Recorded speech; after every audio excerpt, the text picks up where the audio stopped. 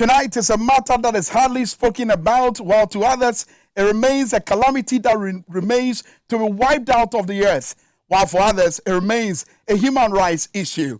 I'm referring to the controversial LGBTQ matter, and it remains a thorny issue that needs a lot of discussion tonight. It's on our radar here on the show, here on XYZ tonight, as we remain focused on this particular matter and bring you all the perspective with regards to the LGBTQ controversy. We'll be hearing from some advocacy group here on the show. But welcome. My name is Prince Minka.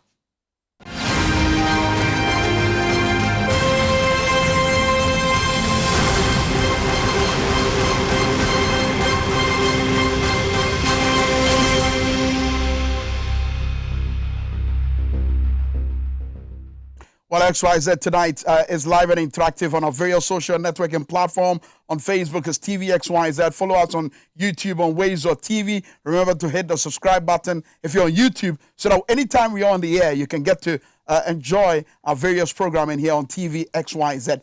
Now, we're going to be going shortly to the various rules that has got to do with lesbianism and homosexuality in some countries on the African continent. But before that, I need you to watch this news desk report, which we put together, focusing on exactly what the situation has been in our country, Ghana, with great reference to what President Nana Addo Dankwa Akufo-Addo said in an interview with Al Jazeera. Watch this. These the social, cultural issues, if you like. I don't believe that in Ghana so far a sufficiently strong coalition has emerged, which is having that impact on public opinion that will say, change it. Let's then have a new paradigm in Ghana. Is that something you would get behind? I think that it is something that is bound to happen. And when that happens... What's going to provoke it? What's going to make it happen? Oh, well, it's the activity, like elsewhere in the world. Like elsewhere in the world, the activities of individuals, of groups.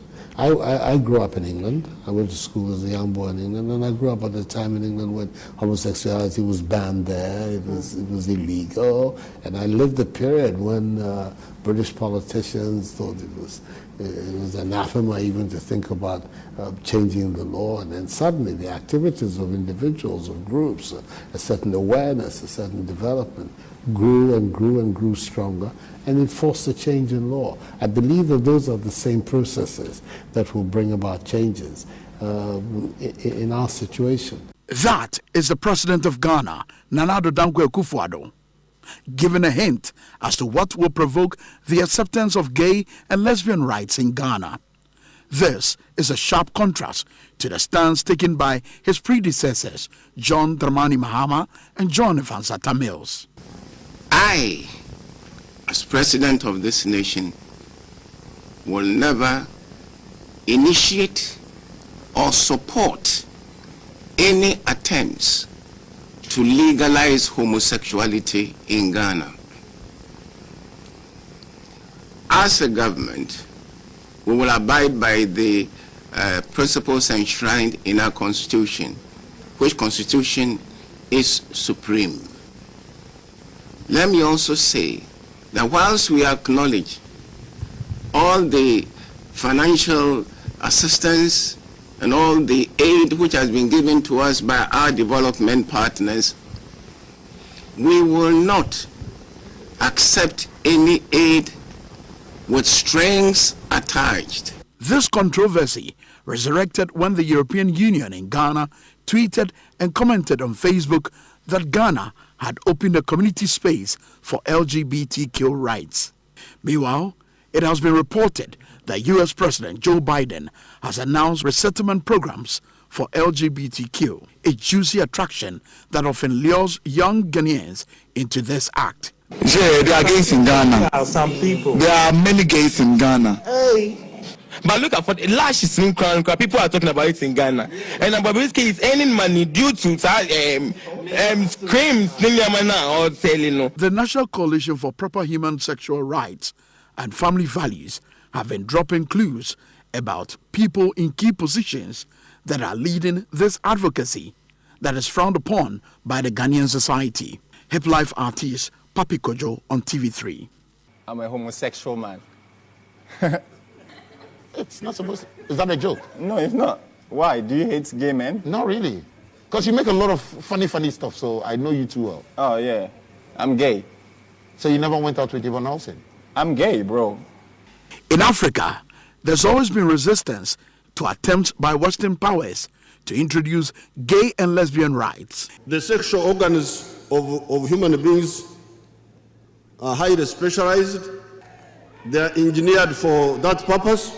Regardless of which community you come from, this is not acceptable. This is not agreeable. This is not about Uhuru Kenyatta saying yes or no. This is an issue that the people of Kenya themselves, who have bestowed upon themselves a constitution, right, after several years, have clearly stated that this is not a subject that they are willing to engage in, yeah, at this time. Even on the world stage, the position of Africa has always been clear. We equally reject attempts to prescribe new rights that are contrary to our values, norms, traditions, and beliefs. We are not gays. For now, Ghana awaits what the current president will do to amplify the resistance of many as far as gay and lesbian rights is concerned.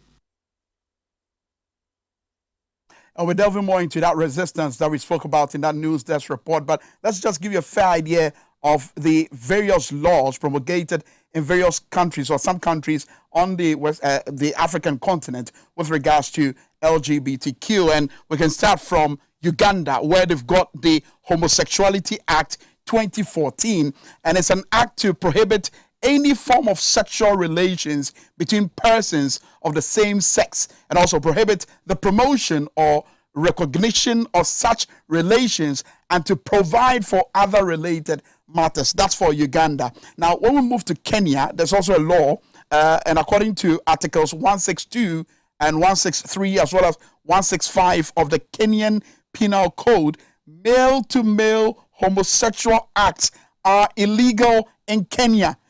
Kenya 2009, that's Chap XV and Art 162, 163, and 165 talks about the sodomy laws, and it's quite explicit and clear in terms of writings exactly what Kenya's position really is on that particular matter. Now, in Nigeria, this is how it's looking. On the 13th of January 2014, President Goodluck Jonathan signed the Same-Sex Prohibition Act into law, making same-sex marriage and relationships unlawful with penalties of up to 14 years in prison. And that's for Nigeria. Let's move to Egypt. On October 25, 2017, members of the Council of Representatives, as Parliament of Egypt, proposed a draft law to criminalize what they describe as acts of homosexuality. So it's criminal in Egypt as well. And then Article 4 also states that any individual who organize or participate in any gathering, including music parties involving LGBT community, will be punishable with 3 years of imprisonment. So that's how it's looking in some parts of the African continent. We'll be talking about the Ghanaian law. We'll be talking about the resistance that's currently building up, and also the pressure that is mounting on the Ghanaian government with regards to the recent tweet and message or content put out there on Facebook by the European Union in Ghana. It's been 5 clear days, and government is yet to state its position on that particular matter. Our guest is going to be dealing with this particular matter when we come back shortly. Stay with us.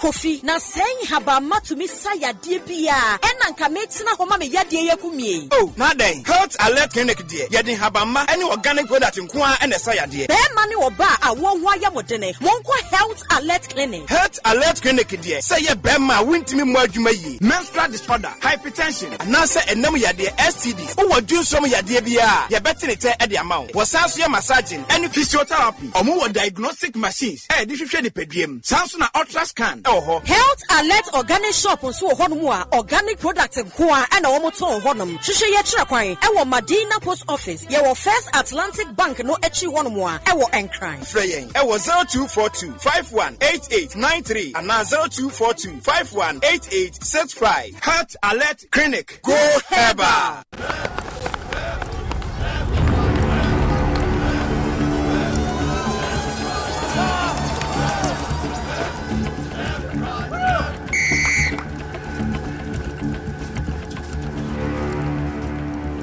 We are one man short. Should we invite him? Yes. It be old cargo. Can I join you guys? Yeah. Always drink fresh, natural, mix, mineral, water.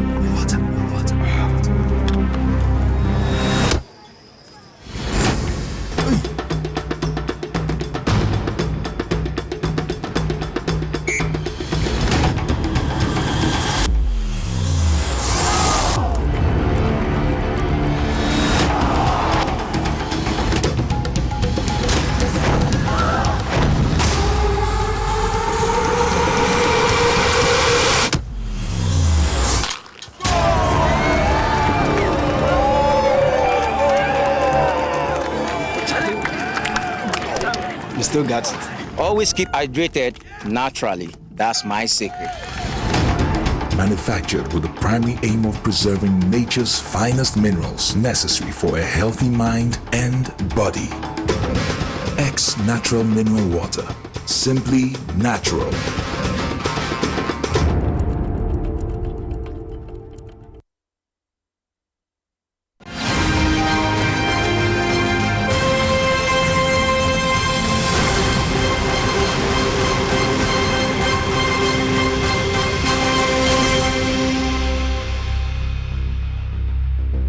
All right, thank you very much for joining us. This is still XYZ Tonight here with me, Prince Minka, here on TV XYZ.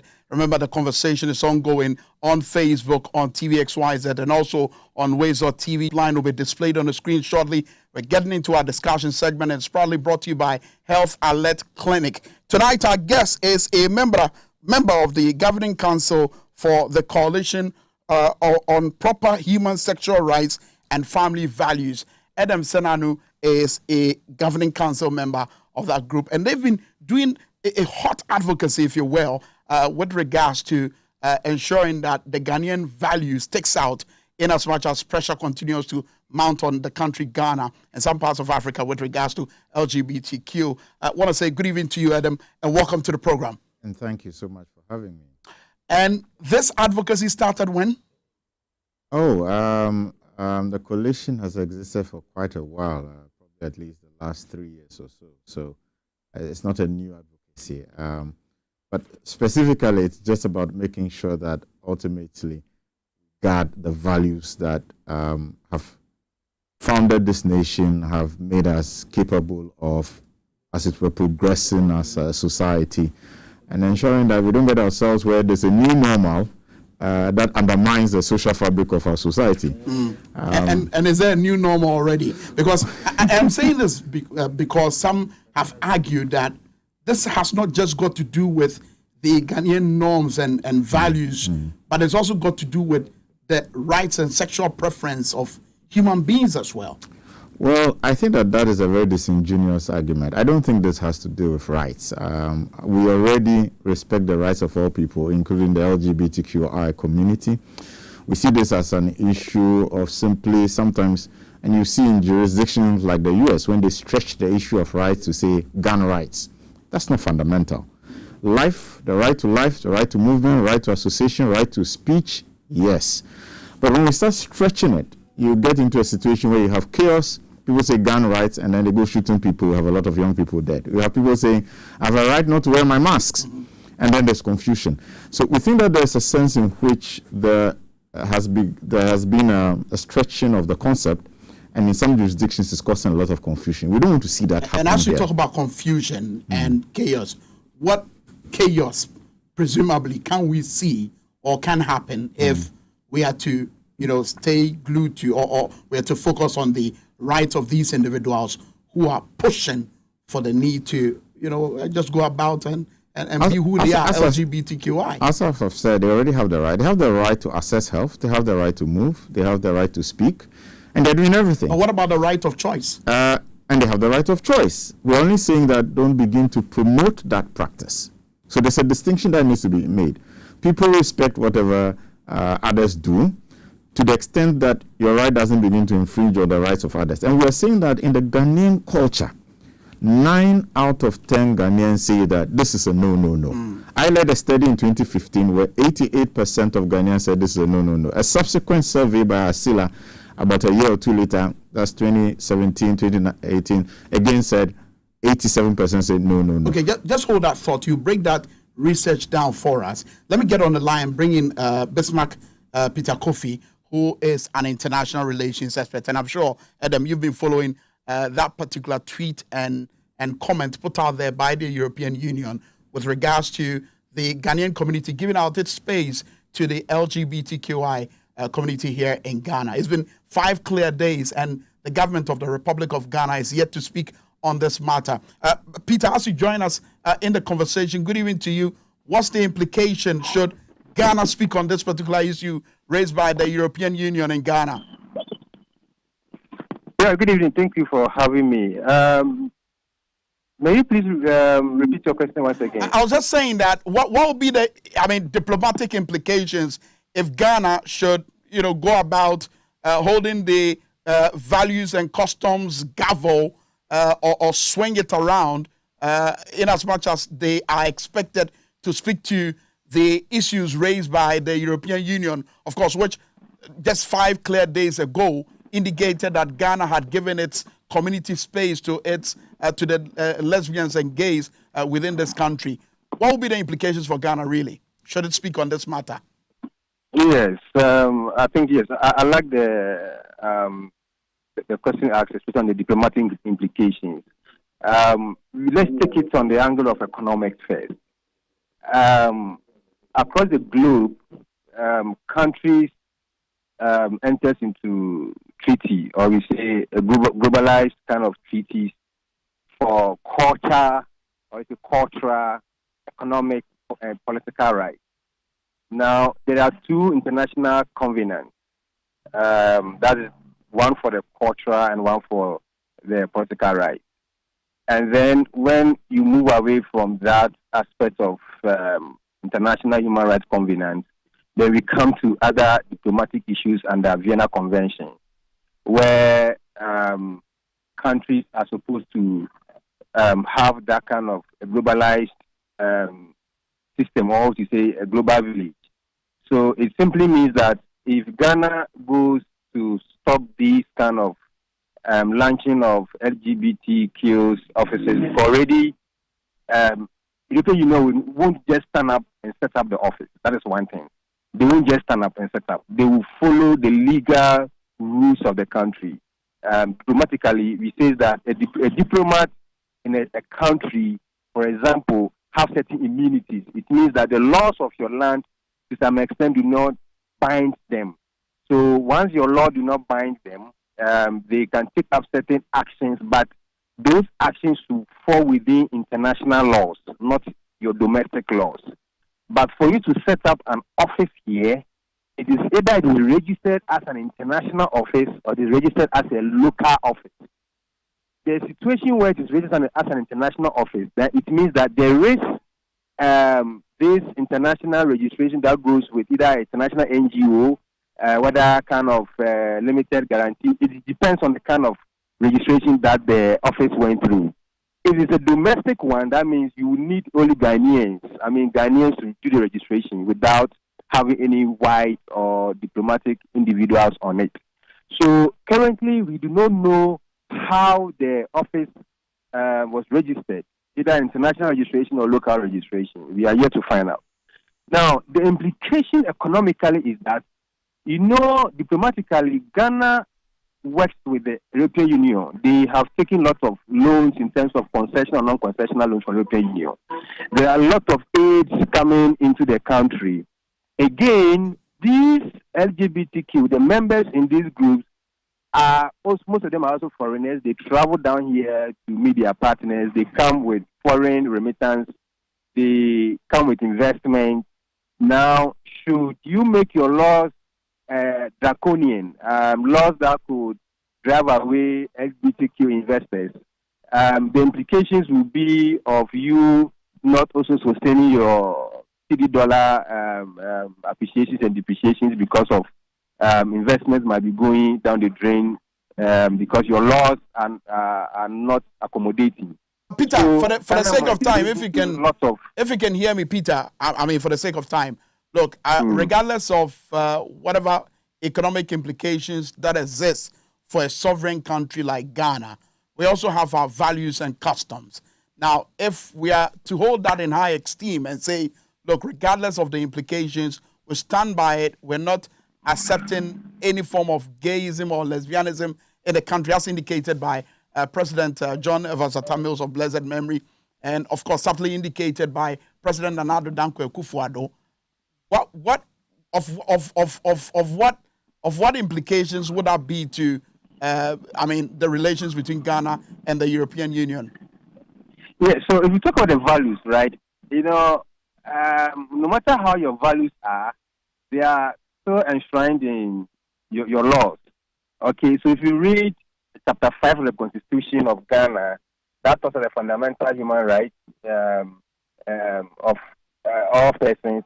There are other issues where the law or the entire Chapter 5 clause, Chapter 5, Article 33 of Chapter 5 of Clause 5 as well, that talks about rights and duties declarations and other guarantees relating to fundamental human rights. And freedom specifically mentioned in this chapter shall not be regarded. That means there are certain rights that are not be mentioned in the Constitution, which we have to protect regardless of your values. So if you bring in LGBTQ, you have a right. If they do, you have to also consider something we call the cultural relativism. So if you look at China, for example, they did not sign lots of international treaties because of their cultural relativism. Now, Ghana is the one that often leads they will lead some of these treaty agreements. If you look at the Child Rights Treaty, Ghana was the first country to sign the rights of the child. So Ghana has been leading as one of the countries that often apply or get involved in international treaties. Can we simply say no to this one? You can't say no because you have signed up to lots of treaties that binds you internationally as well as protecting your rights of others, even in the Chapter 5 of your own constitution. All right. Okay. So it becomes a bit difficult to say no. Very well. Even your no can be said relatively to you making your members or your citizens getting to know that something like this will never happen. But there's an office now. The office went through Registrar General. They registered. And are you saying the Registrar General prevented them because the office will undermine the values of the country? You get it? So because some of these treaties we rush in signing, that is why some of these things are happening. All right. So we really have to be careful. Getting and endorsing some of these international treaties, like even America itself has not signed the International Covenant on Economic and Cultural Rights. They have not signed that. But Ghana has ascended to all these declarations. So that is what is affecting the entire country's LGBTQ and the values we are always trying to protect. All right, Peter, let's leave it here. Thank you very much. That's how much time will allow us for. Peter Bismarck Kofi is an international relation expert. Adam, just back to you. Listening to Peter, it appears we're bringing this to ourselves or on ourselves. I respectfully disagree. In 2014, the European Court on Human Rights ruled, 47 judges, that the issue of LGBTQI rights, especially when we talk about marriage, etc., was not an issue of rights. Not just that. They also indicated that every country or jurisdiction where they had specific traditions and cultural values could not be said to be, as we're discriminating against this group, assuming they kept their rights. Indeed, the UN Economic and Social Cultural Rights Convention, which he quoted, in itself also says that the traditions and cultures of different societies ought to be respected. So there's a bit of confusion with what he has just shared with us. I think that it depends on who is looking at the law and you are quoting from where you want. But the point he makes about us being signatories to certain treaties that binds us when it comes to human rights. Yeah. Doesn't it hold in any way? Well, that is exactly the convention I have just quoted. The economic, social, and cultural rights, that's one of them. I'm saying the EU itself, court has said something else. This attempt to, as it were, stretch the concept of rights to include sexual orientation rights is one that's about to cause a lot of chaos.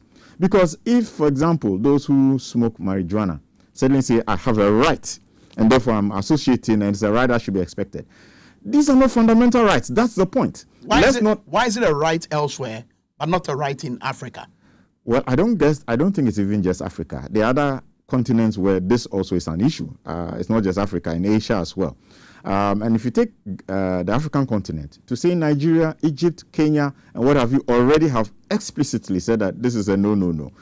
I don't think that it's difficult for any nation to then therefore say that, especially when we say Ghana is beyond aid. Really, when we say Ghana and we want to walk the talk, then what are we talking about here? I don't think that this is a very tenable argument. I think that the simple position is this. LGBTQI started as LGBT. Over time, it's progressed to Q, to I, to A. Very soon, probably the whole alphabet will be part of it. The challenge is this. These are human beings. They have rights. Are these rights being respected and enforced? If they go to a health facility and somebody treats them badly, the law must work to protect and preserve them.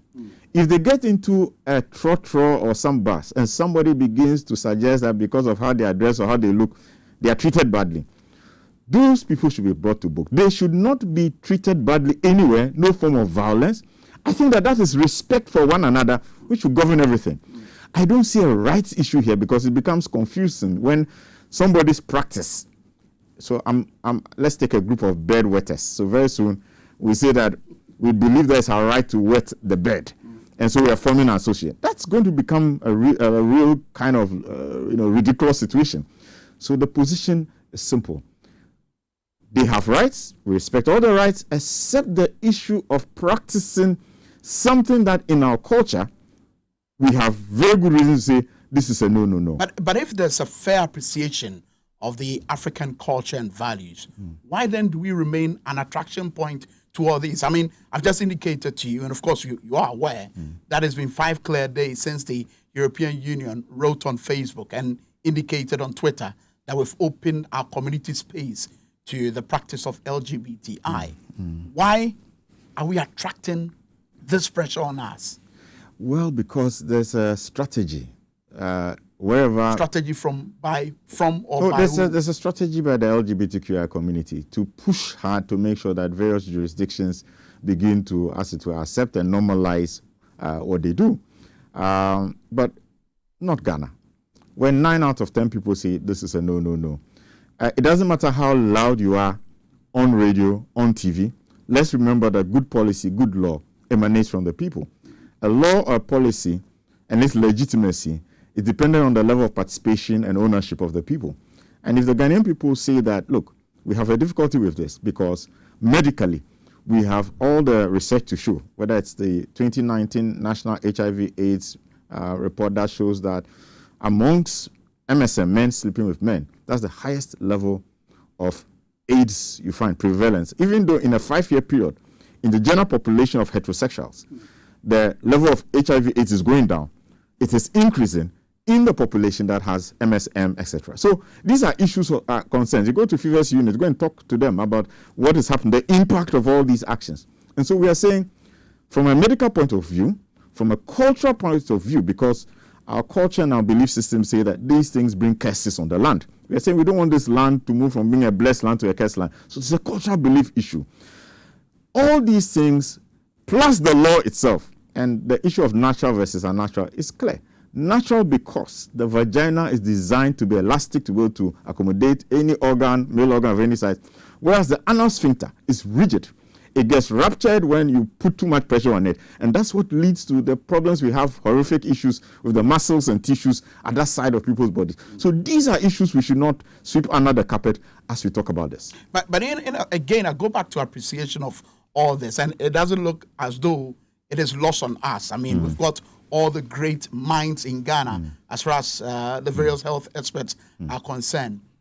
If we know this, why then is it that we are unable to show leadership in this regard? And that's been the argument by many, that we would want to see a strong force from our leaders in indicating or flagging, to those external pressure that this is against our cultural values and norms. Today, you have a situation where the certain president, Nana Addo Dankwa Akufo-Addo, indicated on Al Jazeera, just as we played to you, that the only thing that can provoke lesbian and gay and bisexual and whatever right is when there is this coalition, this rise of coalition forces, which we are beginning to see.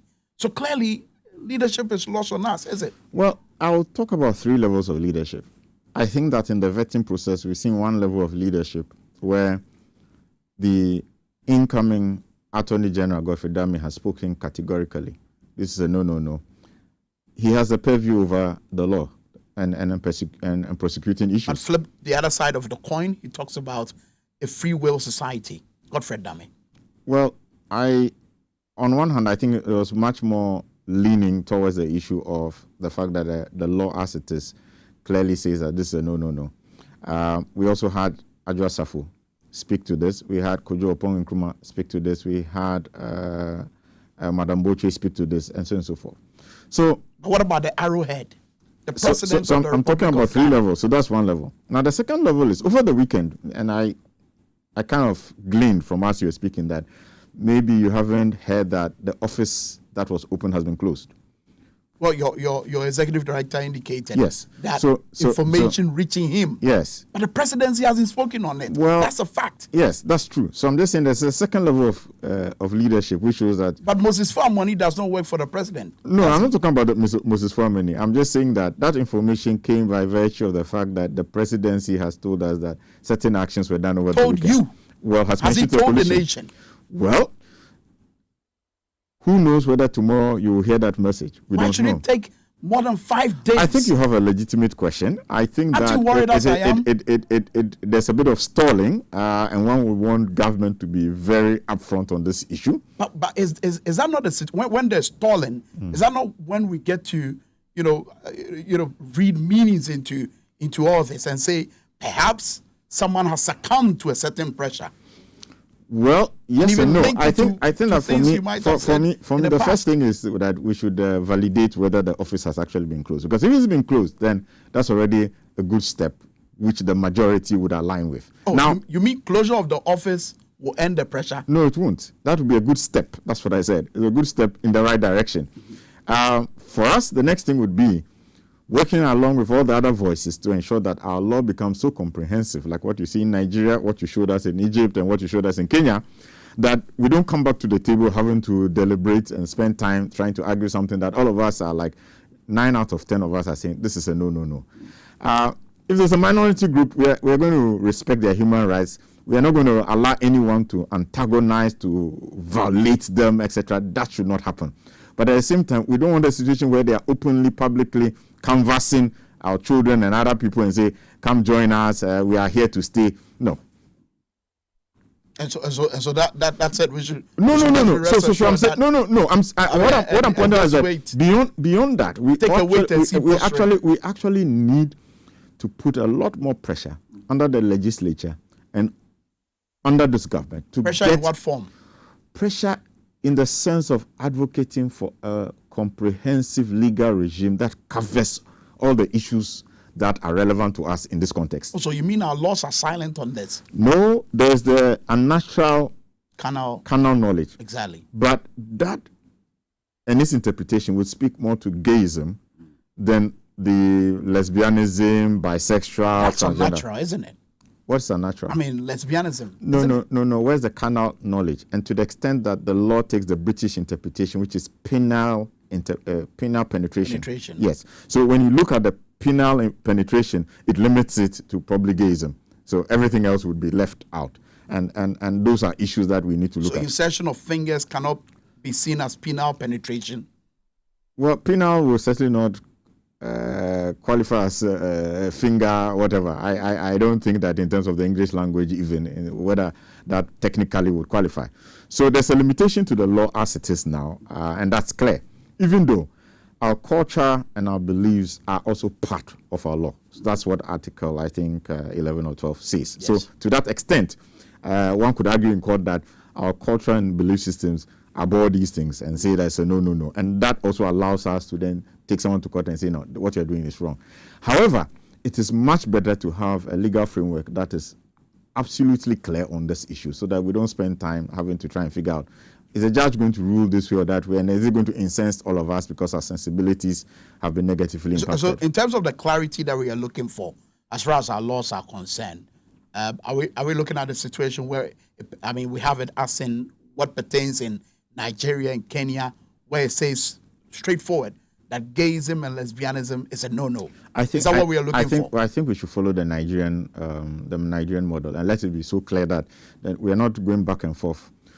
So clear in the wording that even if you came back 20, 30 years from now, you'll be looking and say that the spirit of the law is clear and the wording of the law is clear. I think that at the moment, there is one aspect of this phenomenon which is clear in terms of the law. The rest is not, except that we know that from our cultural system, we have a challenge with it. Let's have a discussion around it. I think there's an advantage and an opportunity that Alex Donko and his folk have done for us. It's simply that they've raised it. And as I like to tell my students in our public policy results-based class, that public policy is dynamic, it's not static. And you need to come back to the table and say, with changing times, what are the issues that we need to incorporate in the law? Unfortunately, in our space, we've been very slow at reviewing and enhancing laws and policies. This is an opportunity to that. And I don't think that we should run away from it. Let's confront it. Let's make sure that the energy and the vim with which this issue has come out does not die down. We need to make sure that the legislature is part of our solution to a better public policy outcome in this context. And potentially through maybe a private member's bill, working with the people who are there to get a better result. Ras Mubrak led a private member's bill in the previous parliament. That works. But as we look at the legislature, is it possible to also take a critical look at the posturing of the executive arm of government? In this case, I'm referring to the arrowhead, the president of the Republic of Ghana. Now, you saw in that report there, when we indicated to yourself and our viewers what the late president, John Evans Atta-Mills, he was explicit and quite clear with regards to Ghana's position on the matter. Regardless of what Ghana could have lost in terms of aids and donation and help we could have gotten from the United Kingdom, he was quite clear on that. But in our case, in the case of Nana Addo Dankwa Akufo-Addo, let's be blunt here. On that Al Jazeera interview, which I'm latching on to, and I want your opinion on that, he opened the floodgates and gave a clue as to what would trigger a situation where gays and lesbians would have their way in our country.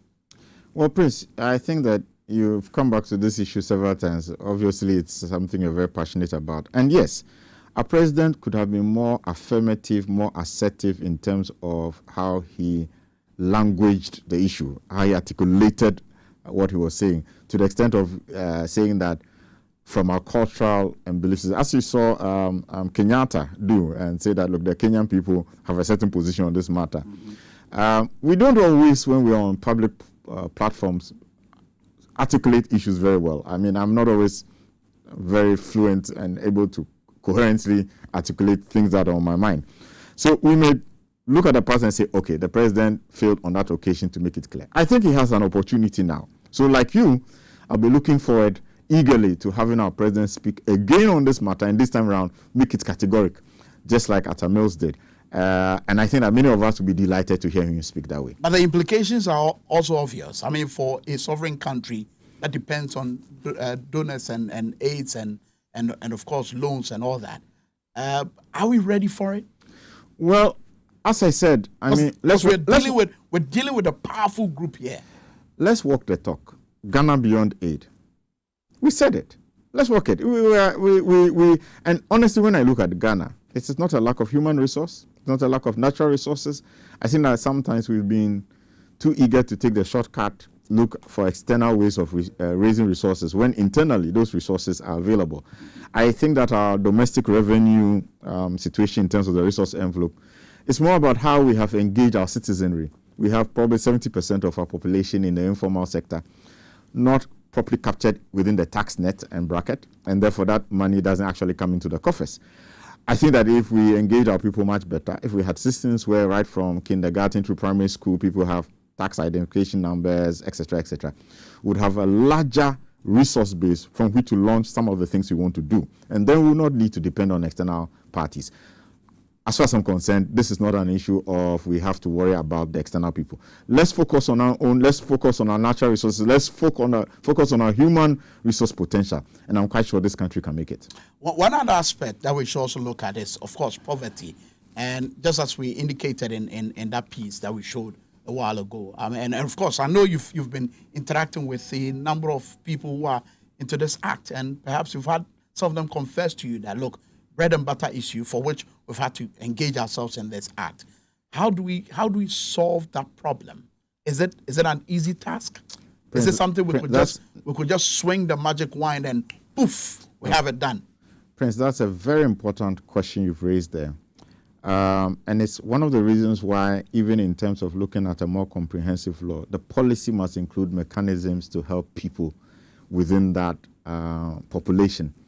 At the moment, the coalition has a sexual therapy unit that provides support to such people to give counseling, etc.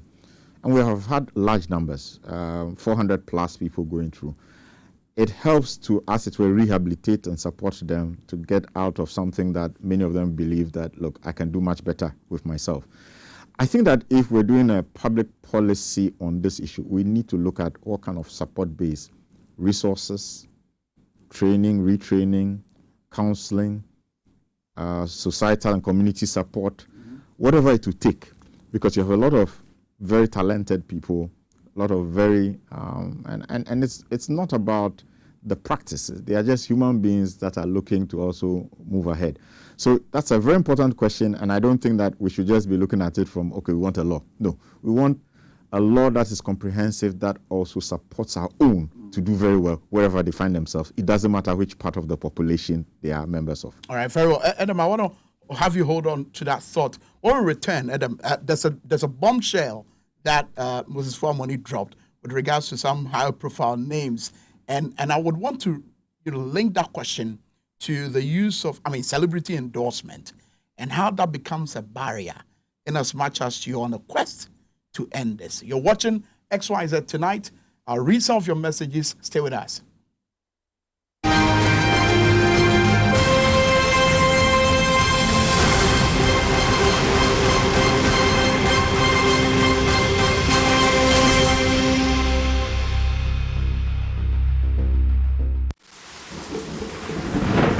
Peace of mind is very essential in your journey to success.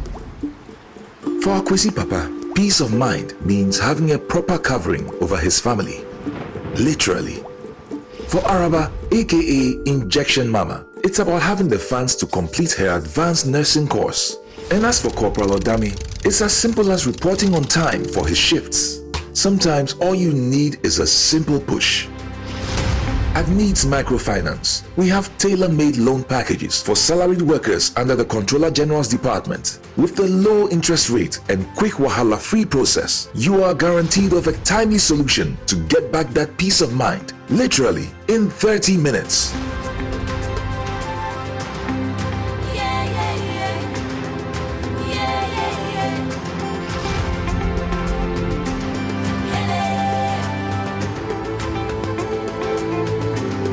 Needs Microfinance. Growing with you.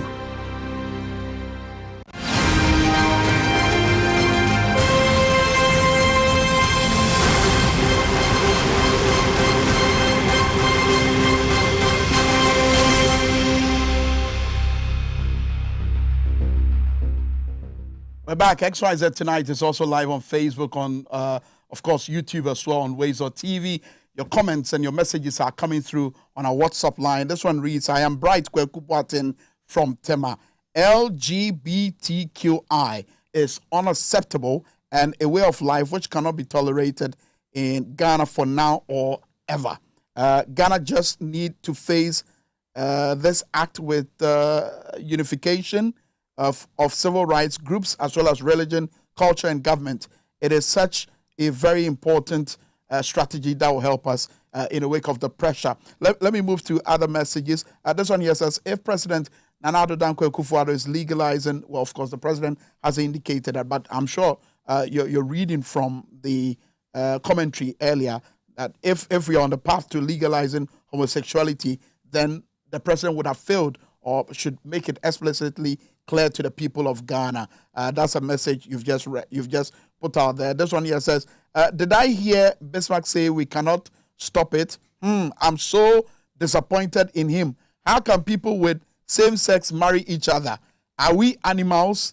Europeans should keep their money. We don't need it. Al Hassan Nabia sending this one from Wale Wale, watching us all the way in Wale Wale. I want to say good evening to our listeners on Zebula FM as well, as you're listening to us on that particular network. This one here says, hello TVXYZ. Ghana, we are facing a lot of problems. We don't need this one. I mean, go to some of our hospitals. Some people are sleeping on bare floors. Those are the issues that we need to be dealing with. This has nothing to do with progression and development. We should just drop it. That's a message you sent there. And this one here says, the man is not what? Okay, I don't get this message, I'm sure, but you're saying that you disagree with President Nana Addo Dankwa Akufo-Addo on what can provoke the rise of gayism and lesbianism in the country. But Max from Adenta is sending this one. He says, good evening, my man. Yes, perfectly agree with your man in the studio. Right must fall within our culture. And those are some of your messages coming through. And I've got this one here coming in from my good friend Anoche, who is also watching us. And he says he's experiencing doom sodo, but is watching us via Facebook. And he says, we should even be hearing more from our prominent pastors. But it appears they are quiet. And those that they exorcise are the ones who are leading the vanguard. And, of course, speaking to the issue. And I'm referring to our Catholic bishops. They are the ones who are referred to by these charismatic pastors as evil. But here we are. They are the ones leading the vanguard. Where are our charismatic preachers? That's a message from Anoche. And this one here says, hi, Mr. Venka. Good evening to you. The last time you promised to discuss this, I hope that next time you bring in a pastor to also join the conversation. But talk about bringing in a pastor, Adam. It brings to mind the religious angle to all this. I mean, we all say loud and clear that Ghana is a Christian country. Ghana is a religious country. We say it boldly.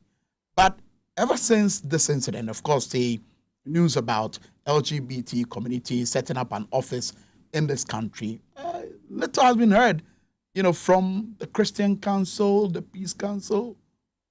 They seem to be missing. No. Are you shocked? No, and I don't think that's accurate. The Christian Council has spoken on this. Reverend Pharisee has spoken. The Catholic Bishops' Conference, they've the Catholic Bishop Conference. The Pentecostal and Charismatic Council has spoken. I have the letter here. And many other individual pastors and whatnot have spoken on this issue. I lead a group called Advocates for Christ Ghana. We have put out a message there that this is a no. So I don't think the Christian community has been that silent. I think that probably... Is it not the case? I mean, I do a radio show, and almost every morning I get to hear some of our listeners saying that we're not hearing them. Is it the case that they're looking for a certain forceful position? I think I agree with that. From the Christian community.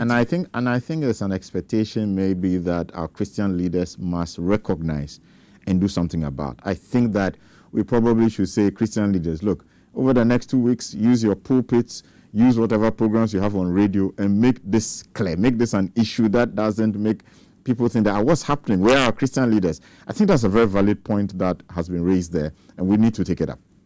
And in taking it up, again, back to the issue of what we are likely to lose in all this, and whether we have the boldness to be able to stand what is to come. The pressure won't end today. Are we ready to sail through and hold on to our values? Speaking on behalf of the coalition, speaking on behalf of the various constituencies that I represent, I'm absolutely clear in my mind that Ghana's progress does not depend on the favors that we receive from other countries who do not acknowledge nor recognize the sovereignty or the authority of Jehovah, the God that is God.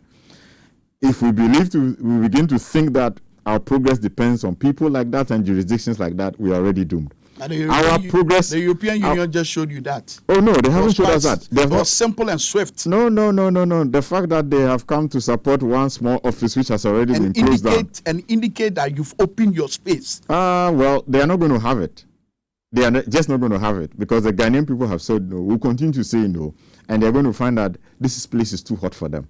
They will have to exit and exit with speed. Exit with speed? Oh, they'll have to exit with speed. Oh, just watch it. Watch this space. They'll take their aids. Just watch your space. What? I mean, you see, the other thing about Ghana... Don't give you American visa. I think you should forget about that. I mean, there are some countries... The youth are clamoring for American visa. Oh, yeah, they say the country is too hot for them. They want to go abroad. Are you looking closely at what is happening in the American jurisdiction and compare with what is happening in Ghana? Please stay in Ghana, enjoy the warm air. I think this is a time where Africa Renaissance must be taken seriously. This is a time where people should be moving to our continent for their holidays, for their tourism. Ghana and other countries in this sub-region, we need to take our development much more seriously and move things up. There's leadership that is required, and I'm hoping that under this president and presidents to come, we'll begin to see a lot more traction in the things that matter more than this current issue, which really... look, let's not embrace hook, line, and sinker what other countries have done.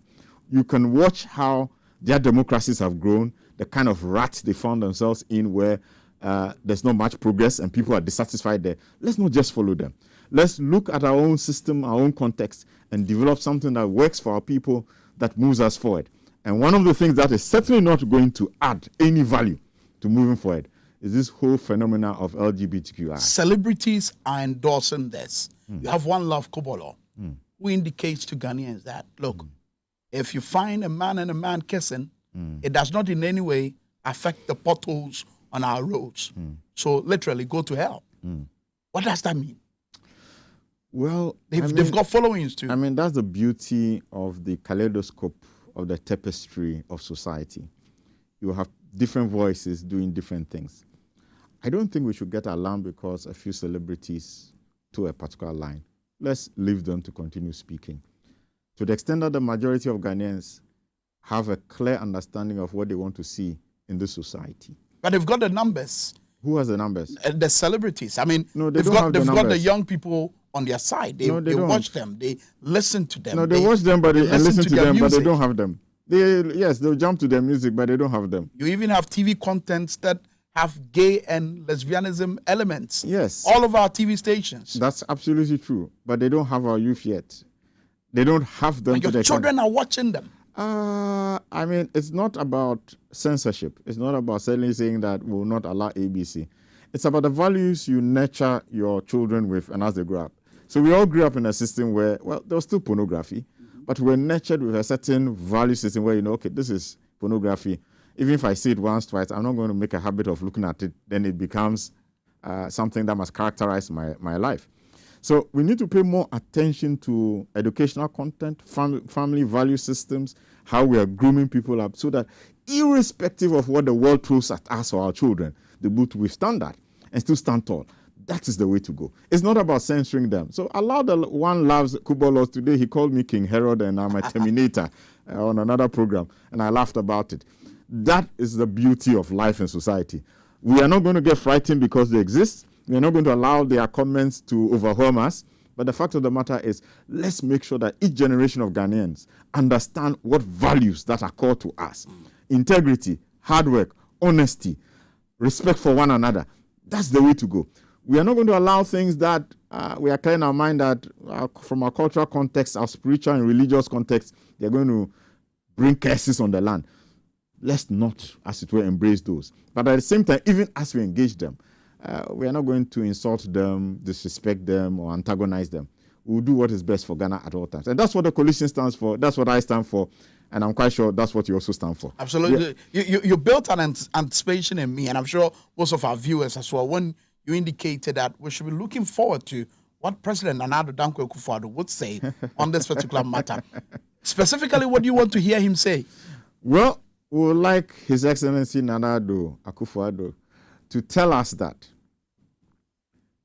this whole issue of LGBTQI is an unnecessary distraction at a time where we are trying to deal with a pandemic like COVID-19, and that he as president has no intention whatsoever of either legalizing it or supporting any external groups that intend to influence either one sector or another, or influence our laws or policies in favor of promoting LGBTQI activities in this country. That is what we'll be expecting to hear from our president. How do you expect him to address us? Do you want it to be anyway is fine. Whether he's going to a program and he takes advantage of the platform and he speaks to this, that some people have been talking about this issue and saying that I am too slow, I'm slacking or whatever. Whatever situation, whatever platform, that's good enough. It's just the substantive thing of the president making that commitment to the people, especially knowing that the majority of us see this as an issue that we don't want any kind of, I don't know what word you compromise on. We want a clear stand that speaks to what he stands for, what his government will stand for, what all of us as Ghanaians stand for. And I'm sure you've noticed the trend. Anytime we go through an election and there's a new government, in formation, that is when we have the LGBTQI community make their way in. I'm sure you've noticed that particular trend. What can we do to close our doors? A comprehensive law, so that it doesn't matter whether we change guard. Soldier come, soldier go, the position of the law will still be the same. If the law is clear, it's absolute, it will empower any government that's in place to do what is right. It will even empower the citizens to hold governments accountable that, look, we have said this, we collectively took this position, don't begin to seem to want to take a different angle or position on the matter. So we should all be working together with Parliament to make sure that we have something comprehensive that serves us as citizens. Okay, let me bring in some messages. This one here says, good evening. I think some of the media hype on this LGBTQI issue is just too much. They shouldn't have given any opportunity to say anything concerning their so-called human rights. We are rather entertaining them. Let's forget about them.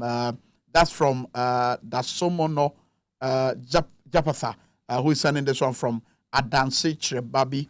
And then this particular one here says, hello, Prince. Good evening to you.